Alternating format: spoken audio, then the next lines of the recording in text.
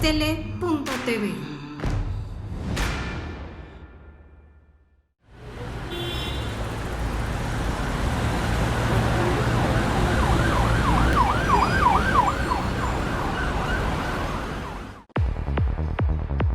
Si yo fuera servidor público.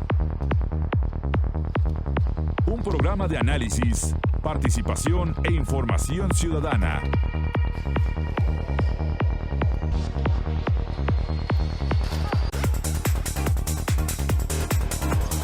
Si yo fuera servidor público.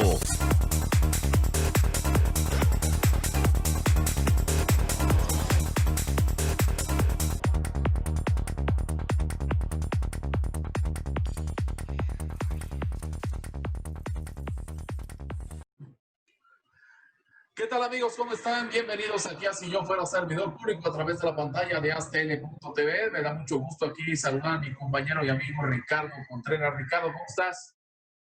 ¿Qué tal, querido Miguel? Me da muchísimo gusto saludarte, pues aquí al pie del cañón, como todos los jueves, en punto de 7 a 9 de la noche, a través de la señal de astl.tv, en Si yo fuera servidor público. Exactamente. Bueno, pues ya retomamos, como lo habíamos platicado hace algunos minutos también. Estamos retomando ya las transmisiones del programa, también debido a esta situación de la pandemia que sucede no solamente en nuestro país, sino en todo el mundo. Pero bueno, poco a poco nos tenemos que ir incorporando a nuestras actividades vía online, por supuesto, de menos a más, pero con el gusto siempre de estar con ustedes y de transmitirles los temas más importantes y coyunturales que ocurren aquí en la Ciudad de México. Y en esta ocasión vamos a retomar precisamente los temas de la Ciudad de México con un buen amigo. Primero es un buen amigo, un gran amigo de Si yo fuera servidor público, que es Agustín Guerrero, que ya lo tenemos en pantalla y que usted lo puede ver. Agustín, ¿cómo estás? Muy bien, Miguel, muy buenas noches, Ricardo, y buenas noches al auditorio en este reencuentro después de prácticamente 6 semanas que ya van de esta fase 2 y 3 de la cuarentena. Y bueno, como bien mencionas, habrá que irnos acostumbrando a estas nuevas formas de comunicación.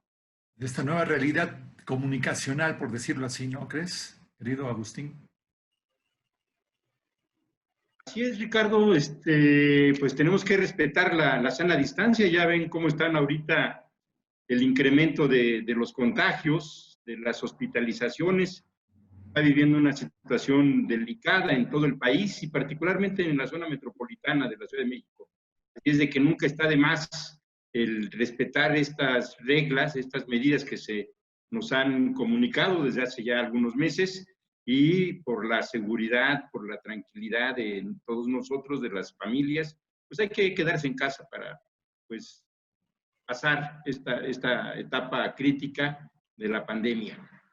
Y en esta ocasión que vamos a platicar del termómetro Ciudad de México, bueno, pues todo lo envuelve, la pandemia, todo lo que ha ocurrido en torno a ella. Y bueno, uno de los temas que inclusive yo comentaba con Ricardo antes de que tú te conectaras, yo le decía que uno de las preocupaciones que hay es, ha habido muchas protestas por parte de personal, de trabajadores de la salud de diversos hospitales, porque por esa falta de insumos. Fíjate que me salta este asunto y te voy a decir por qué. Porque lo que hemos visto, porque tú tienes más información al respecto, ha habido, indudablemente, yo siento que ha habido mucha información y nos han dicho a través de la doctora Claudia Sheinbaum, aquí en la Ciudad de México, que sí hay insumos, que sí hay mucho instrumental médico, pero ¿tú qué crees que es lo que está pasando, que no está llegando a todos los hospitales? Y debido a eso ha habido muchas protestas a lo largo de estos días. Cuéntanos. Bueno, lo primero es que hay que reconocer que estamos ante un fenómeno nuevo, inédito, en el cual nos ha costado como sociedad, como país y como ciudad, pues mucho esfuerzo el poder estar en condiciones de atender a lo que hoy conocemos como el alto número de contagios en la zona metropolitana. Habría que tener los datos de cuántos hospitales contábamos, con cuántos hospitales contábamos hacia finales del año pasado, Cierto. en condiciones de atender terapias intensivas, en este requerimiento que hoy conocemos de los ventiladores mecánicos.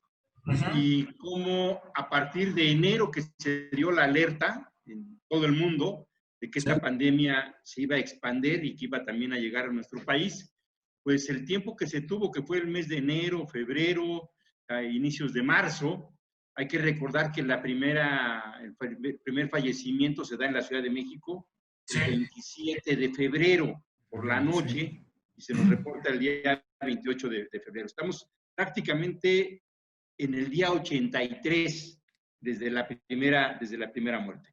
Y en estos 83 días ha habido un esfuerzo enorme, gigantesco por parte de las autoridades del sector salud, tanto federal como de la Ciudad de México, como del Estado de México, para que los pacientes contagiados por este virus no hayan colapsado las unidades médicas. Lo que sabemos por los números que dan día a día en el reporte tanto de la Secretaría de Salud como por parte de la doctora Claudia Sheinbaum, es que estamos hablando de un número impresionante de contagiados que ocupan el 75% de la capacidad hospitalaria. Y estamos en una franja muy delicada porque la curva sigue creciendo y nos queda solamente un 25% de capacidad hospitalaria. ¿Qué es lo mínimo que se requiere? Los ventiladores, ¿qué es lo fundamental?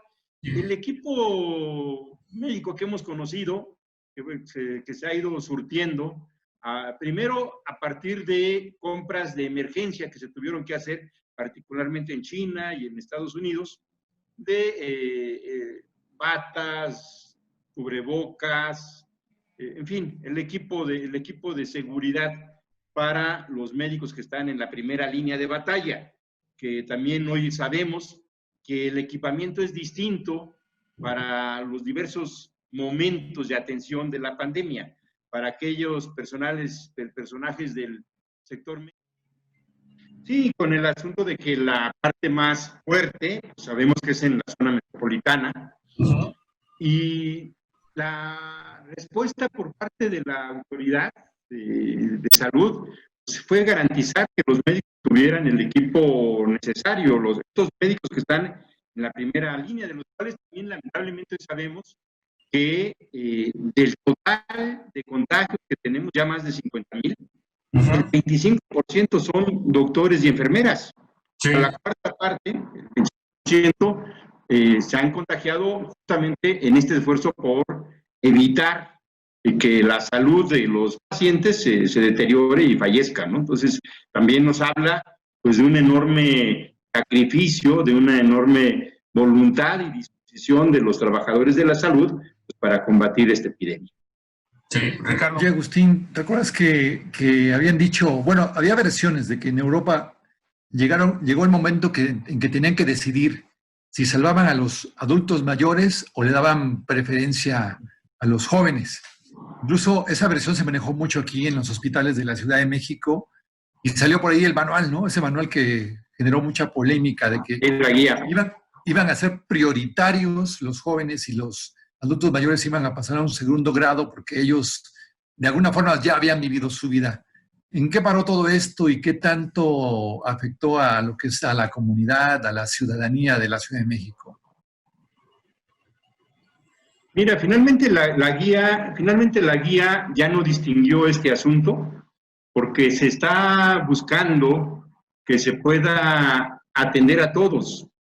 A la disposición que se tiene por parte del Consejo de Salud General es brindar la atención a todos los pacientes independientemente de su edad o de la morbilidad que tenga, porque con ese mismo argumento de la edad, tú podrías decir, a ver, todas las personas que ya son diabéticas o que presentan algún otro elemento de debilidad, pues a la cola, ¿no?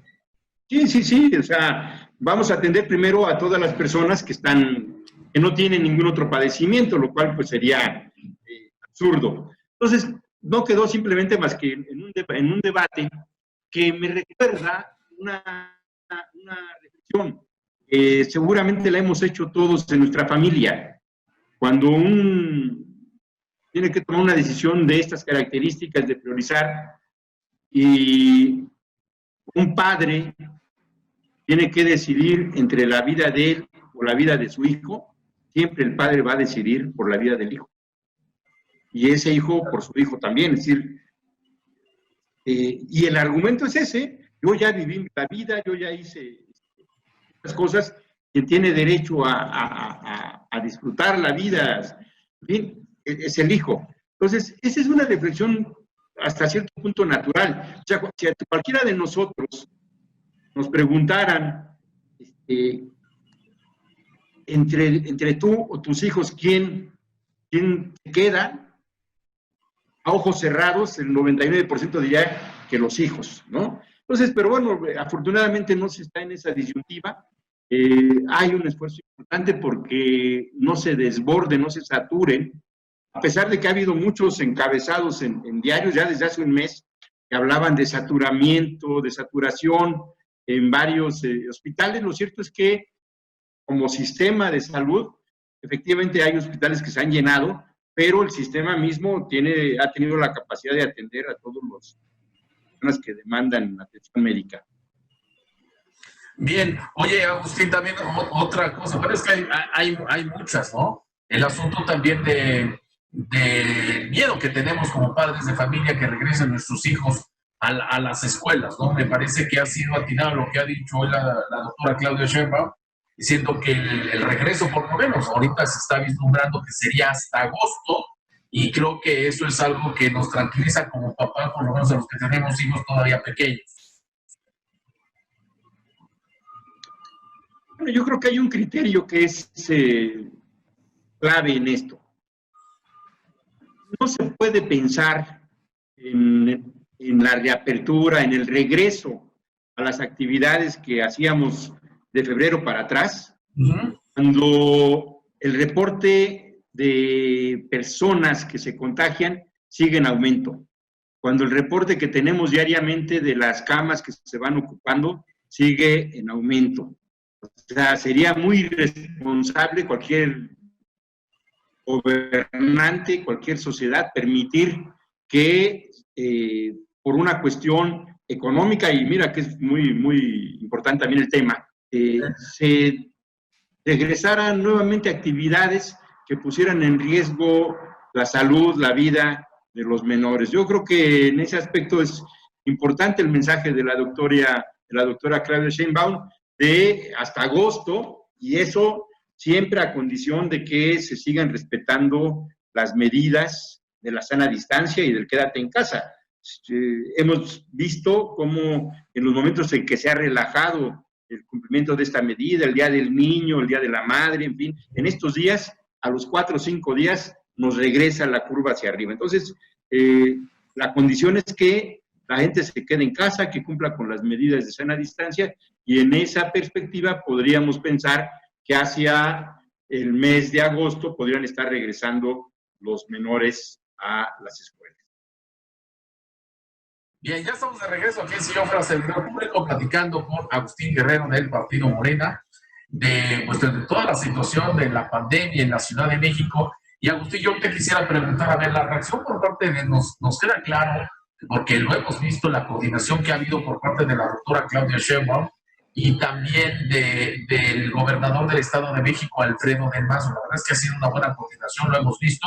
Sin embargo, Agustín, y en honor a la verdad, lo que no he visto algunos, sí, hay que reconocerlo, he visto algunos alcaldes, pero no los he visto a todos en acción. Y puedo hablar de los que yo he visto cerca o no los he visto.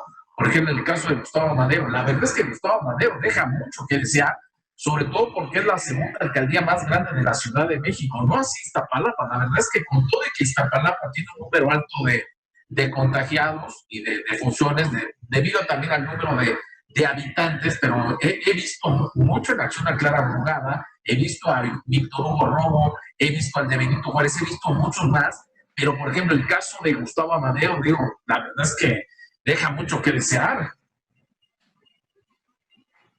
Bueno, han tenido efectivamente una actitud distinta 6 alcaldes. Como bien mencionas, hay algunos que han estado mucho más cerca, atendiendo no solo los requerimientos de salud, sino también los económicos. Se anunció hace inicios de mayo un programa de apoyo económico para las familias a través de la entrega de unas tarjetas para que la gente pudiera adquirir productos tanto en centros comerciales como en los tianguis. Y efectivamente los reportes que tenemos son que en Iztapalapa, en Álvaro Obregón, en Benito Juárez, en Carranza, en Cuauhtémoc, ha habido una atención más directa y ha habido alcaldes que lamentablemente brillan por su ausencia. Yo también coincido contigo, creo que las medidas que se han tomado en Gustavo Madero han sido las de sanitizar las colonias. Uno revisa las redes sociales y me parece que son medidas que no son tan necesarias.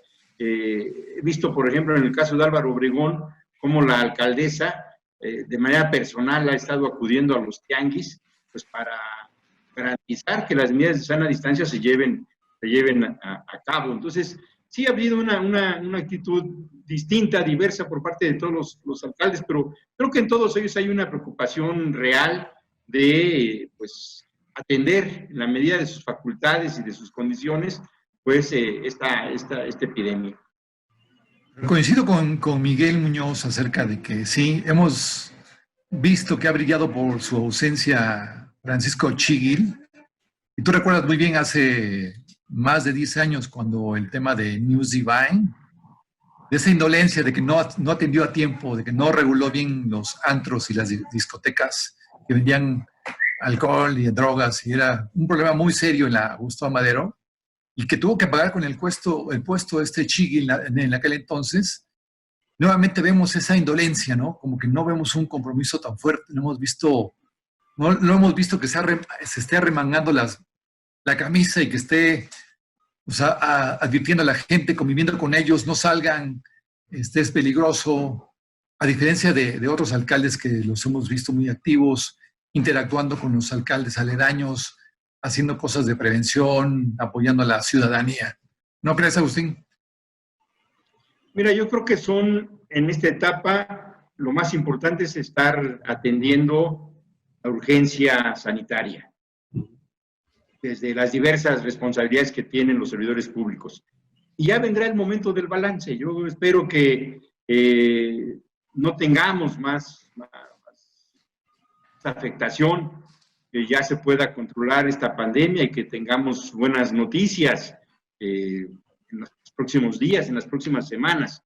Y vendrá el tiempo del balance, vendrá el tiempo para que podamos revisar como sociedad, como vecinos, como habitantes de las colonias, de las diversas alcaldías, pues qué evaluación hacemos de las autoridades.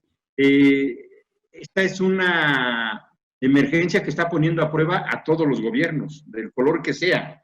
Y hemos visto en informes que conocemos de diversos países cómo la reacción también ha sido pues muy distinta, muy diversa. Nada que ver la atención que se tuvo, por ejemplo, en España, en Italia, ¿no? Con todo y los números que tienen, a la actitud que asumió el primer ministro de Gran Bretaña, y qué decir del presidente de Estados Unidos. O sea, ha habido una reacción distinta de los gobernantes, pero en el momento del balance, de la evaluación, pues vamos a ver, ahí yo creo que cada vecino podrá en su momento, pues, calificar la actuación de sus gobernantes, y si alguno fue omiso, si alguno no tuvo la preocupación suficiente, pues no solamente se le va a reclamar pasada la emergencia, sino el año próximo pues hay elecciones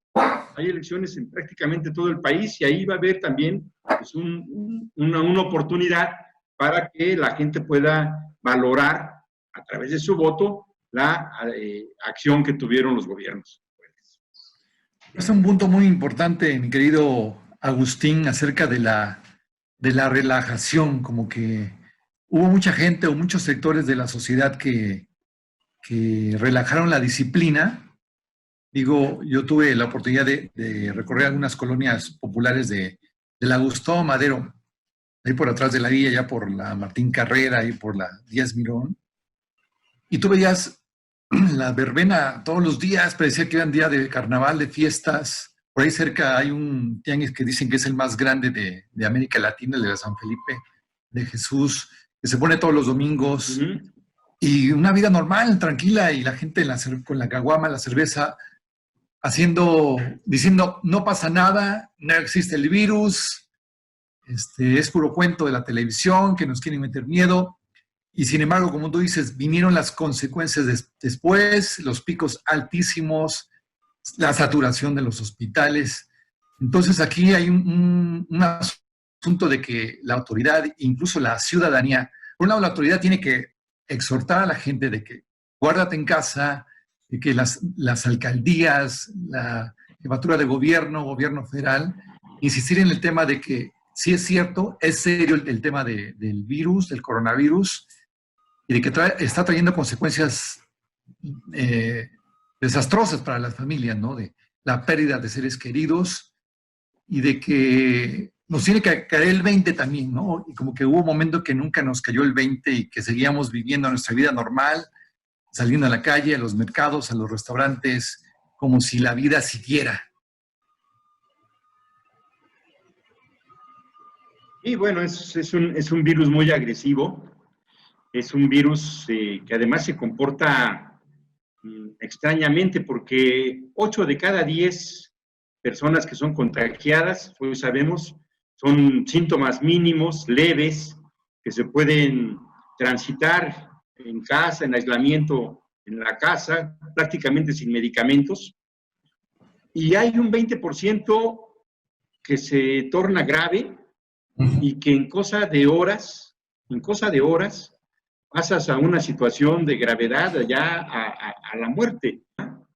Yo comentaba que tuve la desgracia de una muy cercana, un amigo, internó un miércoles por la tarde y el jueves a mediodía ya había fallecido. Y es una situación también pues, muy difícil porque no se puede uno despedir de ellos, no hay ni siquiera condiciones para llevar adelante un duelo. Y eso pues lastima muchísimo también a las familias. Por eso esta recomendación de quedarse en casa, pues sabemos que es difícil porque la situación económica pues no es la mejor, pero en esa disyuntiva de procurar mantener la salud, arriesgarse a una condición pues difícil, pues con todo ese sacrificio que ha significado para nuestra sociedad el quedarse en casa, pues es la decisión más correcta que se puede tomar. Bien, nos vamos a ir a la siguiente pausa. Estamos aquí en Si Yo Fuera Servidor Público a través de la pantalla de aztv.tv. Regresamos. Bien, ya estamos de regreso aquí en Si Yo Fuera Servidor Público a través de la pantalla de aztv.tv. Estamos platicando con Agustín Guerrero del Partido Morena acerca de lo que ha sucedido de la pandemia aquí, sobre todo lo que ha repercutido en la Ciudad de México. Ya platicamos algunos aspectos interesantes con Agustín, pero hay muchos otros que nos gustaría que nos comentaras. El asunto, por ejemplo, mucha gente ha dejado de trabajar, de percibir ingresos. Hay algunos sectores importantes aquí en la Ciudad de México, tú lo sabes muy bien, el asunto de los mercados, 329 mercados de la Ciudad de México, algunos por desgracia, y precisamente por esta situación, han dejado de operar, es decir, muchos comerciantes han dejado de percibir ingresos. El gobierno capitalino a través de Foneso ha apoyado a algunos negocios. Sin embargo, pues, sabemos que nunca en ninguna parte del mundo ningún recurso será suficiente, ¿no? Porque pues, somos muchísimas personas y las necesidades son vastas, Agustín. ¿Qué nos puedes contar al respecto?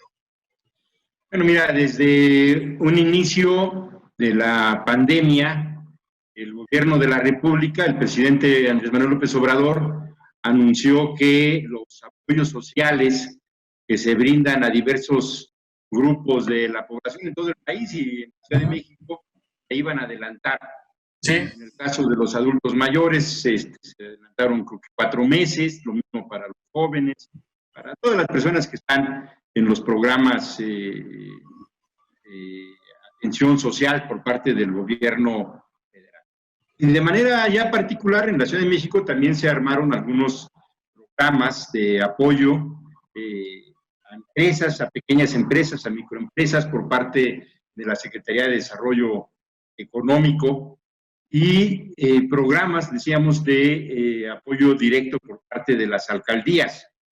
Se están otorgando, efectivamente, la demanda es mayor, pero sí hay una preocupación por parte de tanto el gobierno federal como el gobierno local y las alcaldías, pues de apoyar en la medida de lo posible con una dispersión de recursos a la mayor cantidad de personas en la Ciudad de México. El asunto, como bien lo comentas, es que una buena parte de los ingresos que tiene nuestra población son ingresos de la economía informal. No hay una seguridad en términos de un salario o de una prestación que brinda la economía formal, y efectivamente la gente vive al día, más de la mitad de la población vive al día, y el hecho de que en esta cuarentena que ya viene desde el 23 de marzo, que se estableció lo del quédate en casa, pues ya son muchos días, 60 días de estar sin tener una seguridad de un ingreso oportuno y real para una buena cantidad de la población. Hay un esfuerzo importante por parte de los gobiernos para apoyar a nuestra población, pero pues también están las redes familiares que se crean de apoyos entre las propias familias. Lo hemos visto en otras desgracias, como la solidaridad, como el ánimo, el espíritu de apoyo entre los capitalinos se brinda con mucha plenitud. Ahora no ha sido la excepción, o sea, ha habido una enorme también respuesta solidaria que no se nota porque no hay centros de acopio, como lo hemos visto en los sismos, pero sí hay una transferencia también de apoyos de familia a familia para, pues, aguantar. Difícil. Pues sí. Oye, de manera particular ahí, tú que tienes la oportunidad de estar cerca de lo que es la alcaldía de Cuauhtémoc, ¿qué nos puedes platicar? Porque, bueno, es un foco muy importante de comercio, me atrevería a decir, no solamente de la Ciudad de México, sino de los más importantes de todo el país. Y ahora con esta pandemia, pues obviamente les ha pegado con tubo a varios sectores económicos de esa alcaldía. ¿Qué nos puedes platicar? ¿Cómo la han pasado? ¿Y qué están haciendo precisamente pues, para irla llevando? Pues mira, lo primero ha sido informarle a los ciudadanos la gravedad de la situación, insistir, no dejar de insistir esta necesidad de quedarse en casa. Efectivamente, la zona centro de la ciudad, que es la alcaldía de Cuauhtémoc, no solamente es la gente que vive en la alcaldía, un poquito más de 500,000 de personas, sino el número muy elevado, enorme, de gente que acudía permanentemente a realizar diversas actividades. Prácticamente está desplomada toda la economía. Es una alcaldía que tenía un sector turístico muy importante por el número de obras que hay, de museos, y eso está prácticamente parado. Toda la oferta de hoteles, de servicios turísticos que hay en la alcaldía están congelados. En la parte más popular, digamos, los mercados que se tienen en la alcaldía, pues prácticamente también durante 3-4 semanas cayeron sus ventas. Ahora mismo, a partir de el lunes de esta semana, pues hay un programa para la reapertura de los mercados. Empezó con el mercado Martínez de la Torre en la colonia Guerrero, a través de medidas de sanidad, importantes, porque luego, lo hemos comentado, la gente no tiene la conciencia de la gravedad. Entonces, es lamentable, hasta ofensivo de pronto ver cómo toda una familia completa va a hacer las compras.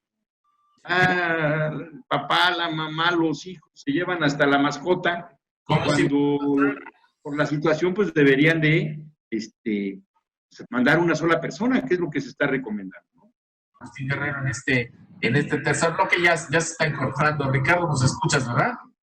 Por supuesto, aquí los escucho y aquí estamos al pie del cañón. ¿Cómo están? Bien, estamos platicando con Agustín acerca de cómo están las cosas ahí en la alcaldía. Cuauhtémoc ya nos ha platicado algunos aspectos de la parte económica también aquí en la Ciudad de México. ¿Algún otro aspecto que quieras preguntar, Ricardo, Agustín? Sí, fíjate que ya nos enteramos que la jefa de gobierno de la Ciudad de México ya anunció este plan de reapertura de la Ciudad de México y habla cosas interesantes. Por un lado, hasta el corte que dio ayer, dice que hay 15,000 contagios en la Ciudad de México, casi 1,500 fallecimientos. Pero lo interesante es que dice que el semáforo rojo va a continuar hasta el 15 de junio y que de aquí al 15 de junio solamente va a haber actividades que son muy imprescindibles, muy importantes, ¿no? Sobre todo el tema de alimentos, ¿no? Los mercados, tiendas de abarrotes, con ciertas restricciones y con muchas medidas de seguridad.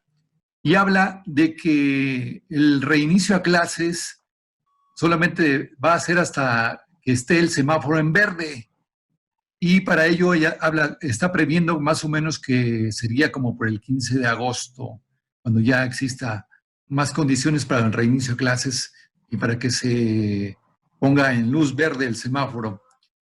La pregunta es, Agustín, pues, ¿qué hacer por lo pronto? ¿Qué hacer mientras tanto? Porque por lo que vemos, este tema de la cuarentena, que ya no es cuarentena, ya va muchísimos más días, se está prolongando más.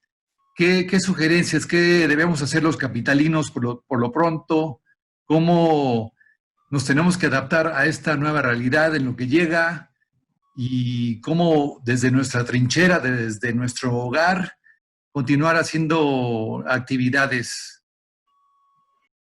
A ver, comentaba que la doctora Claudia Sheinbaum hizo una definición muy interesante sobre la nueva normalidad, que comenta que es el balance entre el derecho constitucional a la salud, a una vida sana, y el punto de equilibrio con el bienestar económico. Y entonces, ese punto de balance hay que estarlo evaluando día con día para ver cómo se mueven los indicadores más importantes del momento. ¿Cuáles son los indicadores más importantes del momento? Los contagios y la hospitalización. Si los contagios siguen creciendo y sigue creciendo la hospitalización, esa es la variable que hay que priorizar. Y pone un parámetro, dice, pasar del semáforo rojo al semáforo naranja, nos pone como criterio disminuir por debajo del 65% de las camas ocupadas durante al menos 2 semanas. O sea, que se mantenga una tendencia hacia abajo por lo menos 2 semanas. Y asimismo pasar del naranja al amarillo es bajar hacia 50% de las camas ocupadas durante un periodo de dos semanas. Si estas variables no se expresan, no se mantienen, pues estaremos en semáforo rojo. De tal manera que está en los ciudadanos, está en la gente el poder lograr disminuir el nivel de contagios.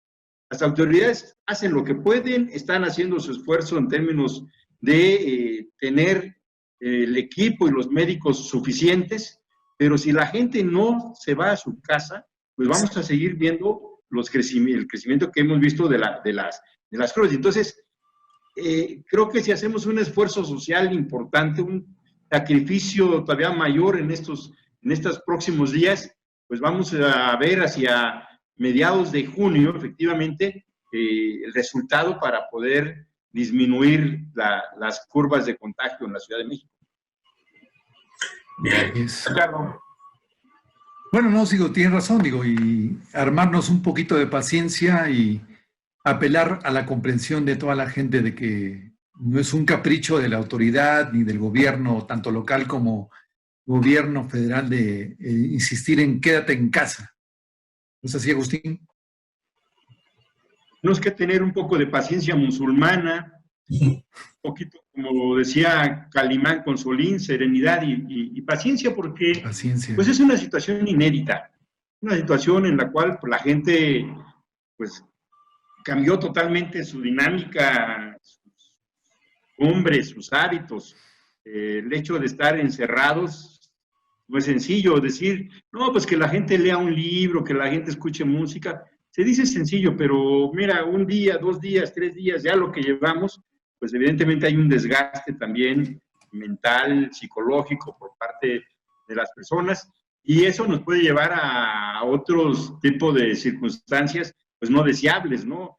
Hay que ver al final de todo este proceso, y luego estos sentimientos de suicidio no crecieron también, porque hay además una ruptura en el tipo de vida y en el tipo de las relaciones sociales que se establecían en la ciudad, y eso evidentemente va a tener alguna consecuencia psicológica y mental, pero pues es parte del aprendizaje de esta enfermedad, que además nos dicen los expertos, pues llegó para quedarse un buen rato, o sea, no es una cosa que nada más ahora la podamos dar y ya se acabó, o sea, vamos a mantener una serie de prácticas que hay que irnos acostumbrando, porque van a ser parte también de esta nueva normalidad, la sana distancia, el lavado de manos, todas estas cosas que se nos han comentado, pues vamos a mantenerlas ya como parte de nuestras prácticas habituales.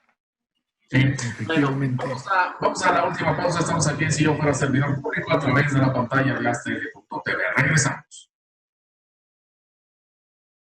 Aquí en Si Yo Fuera Servidor Público a través de la pantalla de ASTL.tv, platicando con Agustín Guerrero del partido Morena. Nos platica algunos aspectos ya bastante interesantes de lo que sucede en la Ciudad de México en toda esta pandemia que estamos sufriendo desde hace ya bastantes semanas.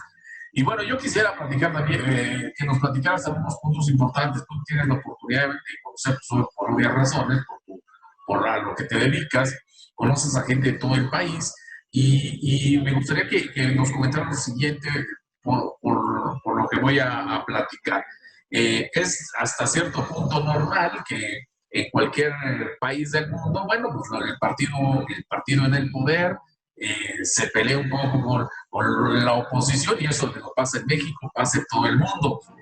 Cosa normal, y qué bueno que pase así, porque eso nos habla que estamos en una democracia. Sin embargo, fíjate que me ha llamado la atención, y de manera grata, en que, por ejemplo, el gobernador de Baja California, el señor Bonilla, y también el gobernador de Puebla, Miguel Barbosa, pues cuando han tenido que reclamar algo al gobierno federal, en cuanto, por ejemplo, al equipo de, por ejemplo, Miguel Barbosa, hace un par de semanas creo que se quejaba de que no le estaba llegando todo el equipo a sus médicos allá en Puebla, y en Baja California estaba reclamándole algunas cosas el gobernador al director del Instituto Mexicano del Seguro Social. Eso me parece que es sano, y eso es bueno verlo, porque pues, nos habla que hay una democracia, pero no solamente estamos hablando de que pues, lo natural, entre comillas, es que un gobernante de oposición le reclame al partido en el poder, sino que también la gente que está en el mismo partido, bueno, si las cosas no se dan, que lo diga, y que diga que cuando no se dan las cosas, y cuando se dan, pues que lo reconozca. Creo que eso es bueno para la democracia en México, Agustín. Mira, la principal responsabilidad que tienen los gobiernos estatales es la salud de sus habitantes.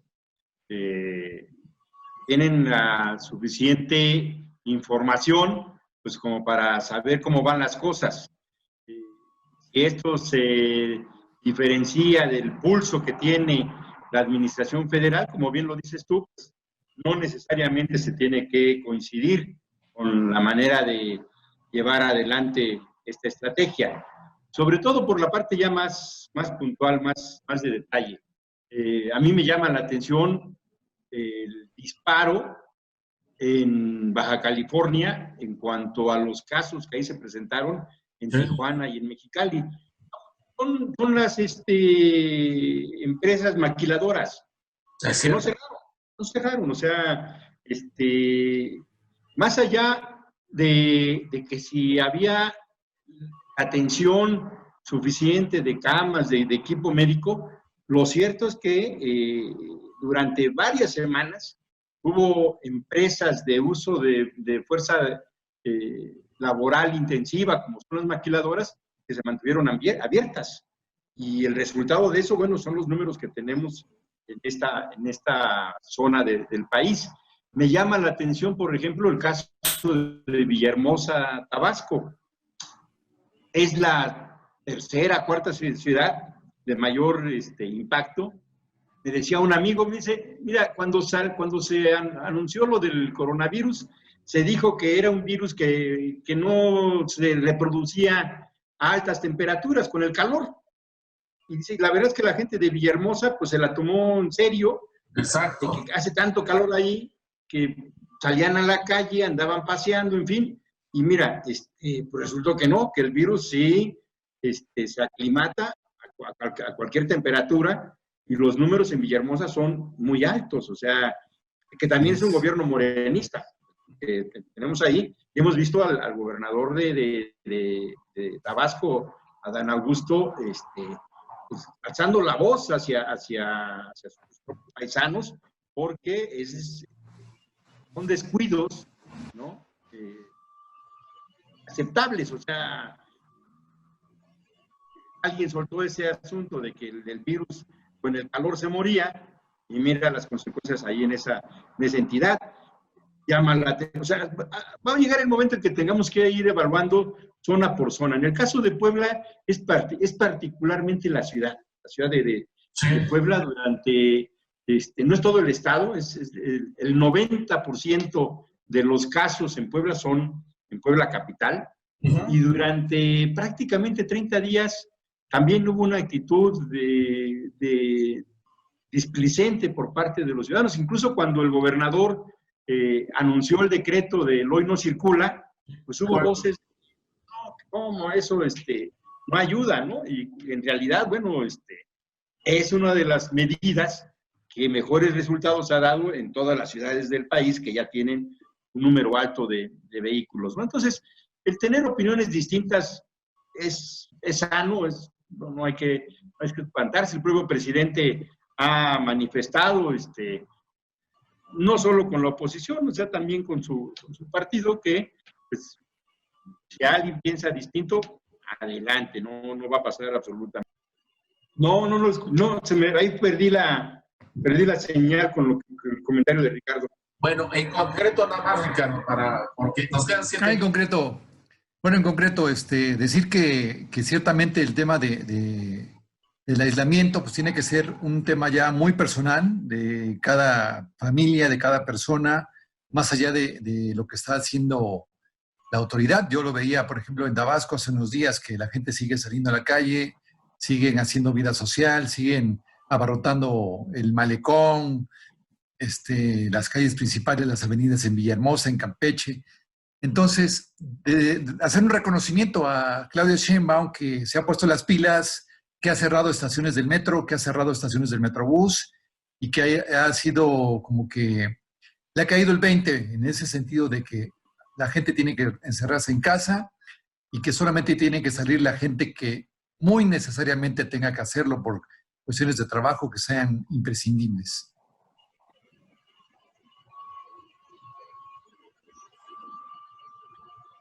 Así es, Ricardo. Es lamentablemente una enfermedad que exige un enorme esfuerzo, un enorme sacrificio de la sociedad, unos expertos para que tenga un impacto positivo en el control de los contagios. Pues prácticamente el 70% de la población debería de guardarse en su casa, lo cual estamos hablando de una región de 20 millones de personas. haría que meterse en su casa 14, 15 millones para tener un control de contagios. Y es una barbaridad. Hay países de este tamaño, de 14, 15 millones de personas, ¿no? Y evidentemente también la presión económica, pues entendemos, uno puede aguantar unos días, una semana, en fin, pero ya los días que han pasado y además en la perspectiva que no se ve para cuándo, esa es otra gran preocupación, la incertidumbre que tenemos, porque las fechas se han ido moviendo y cada vez que se da una fecha viene un relajamiento. Yo creo que también por parte del doctor Gatell bien se haría no poner ya ninguna fecha, o sea, decir, los indicadores son muy simples. Si llegamos al 50% de las camas disponibles, en ese momento pasaremos a otra fase. Pero hemos puesto fechas y entonces como que se relaja la situación y siempre los resultados han sido contraproducentes. Muy bien. En estos últimos minutos me gustaría también, Agustín, que nos dijeras, bueno, indudablemente también se va, la manera de hacer política tiene que cambiar, o ya está cambiando, o ya cambió con la pandemia, y me imagino que esta manera diferente de hacer política se tiene que quedar, y sobre todo para llegarle, ahora sí que con menos rollo a la gente, y con cosas ya muy concretas y directas que realmente lo beneficien. Esa nueva manera de hacer política, que puede ser inclusive con plataformas, y puede ser de otras formas, va a tener que influir mucho también en el próximo periodo electoral que va a ser el próximo año, y que pues, nos guste o no, pero pues ya lo tenemos, como se dice, a la vuelta de la esquina, ¿no? Y con lo cual los que aspiren a algún puesto de elección popular lo van a tener que establecer. Sí, bien lo dices, Miguel, ya las cosas han cambiado, habrá que también construir esas nuevas formas. Esto es inédito, aunque ya las redes sociales tenían una importancia cada vez mayor. Sin duda, lo que viene pues va a obligar a una gran imaginación por parte de todos. De hecho, las elecciones que estaban previstas para este próximo mes, el 1 de junio, se supone que hay elecciones en Hidalgo y en Coahuila. Es hora de que no sabemos si ya se suspendieron, qué pasó con ellas. Ahí la autoridad electoral no ha dicho todavía nada, pero efectivamente la manera de relacionarnos, de plantear las cosas, pues va a ser totalmente distinta. Y ahí creo que quien tenga la mayor capacidad de adecuarse a estas nuevas circunstancias tendrá alguna ventaja. Yo creo que vamos a ir a esas maneras de hacer la política, de grandes eventos, concentraciones, en fin, eso ya es parte de la historia y habrá que buscar a través de las plataformas mecanismos nuevos, discursos nuevos, porque no es lo mismo estar en la plaza pública y echarse un discurso de 1 hora a través de una plataforma 5 minutos máximo, porque si no, pues también la gente se cansa y te cambia, ¿eh? Claro. Se aburren. Muy bien, pues conclusiones, Agustín, porque ya estamos a unos momentos ya de retirar. Espero que todo este sacrificio que la gente ha hecho no sea en vano, que pronto podamos ver cómo la presión que hay sobre los hospitales, los contagios vengan a la baja. Yo espero que toda la gente que nos rodea, amigos, familiares, gente cercana, le vaya bien, y a todos en general, o sea, a nadie desea la muerte de nadie, pero en mucho está en lo que hagamos todos nosotros en estos días, en estas semanas. Entonces, yo creo que hay que irnos con paso muy firme, paso a paso, para que una vez que se tengan los indicadores que nos digan que estamos en un nuevo momento, en una nueva circunstancia, pues ahí empezar ya a definir cuáles son los retos. Creo que lo más importante ahorita es atender la urgencia, que no haya más decesos y que podamos librarla. Y una vez que pase este momento, pues ya habrá oportunidad de poder comentar qué es lo que sigue. Hay muchas cosas ahí que ya se han abierto en términos de propuestas, de iniciativas, de la nueva economía, pero pues primero la salud, y luego ya habrá tiempo para discutir cuál es el rumbo que debe seguir nuestro país. Muy bien. Pues, Agustín, te agradecemos mucho tu participación aquí en Si Yo Fuera Servidor Público. Nos da gusto que seas con los invitados, como siempre, de lujo que tenemos para reabrir esta nueva etapa de Si Yo Fuera Servidor Público por la circunstancia de la pandemia, pero esperemos que muy pronto estemos viéndonos en persona en el foro de Aztel TV, y si no se puede, pues todavía, pues estaremos aquí a través de esta plataforma de Zoom platicando contigo. ¿Te parece?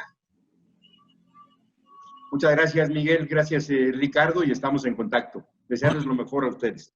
Muchas gracias. Un placer platicar contigo, querido Agustín. Nos vemos la próxima. Ahí nos vemos. Y gracias a todos nuestros amigos que nos vieron y nos escucharon aquí en Aztel TV. Nos vemos, por supuesto, la próxima semana. No se lo pierdan, por favor.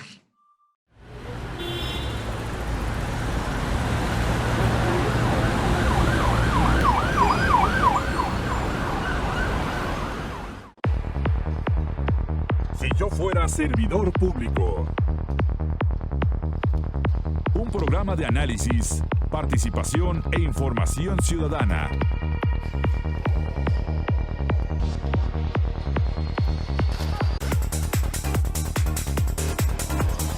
Si yo fuera servidor público.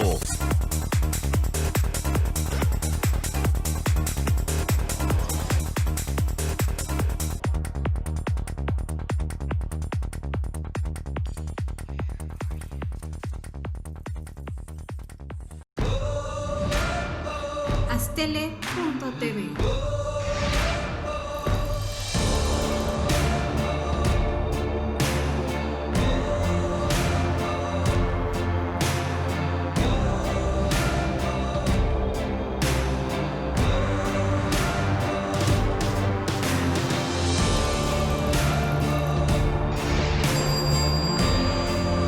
Aztele.tv.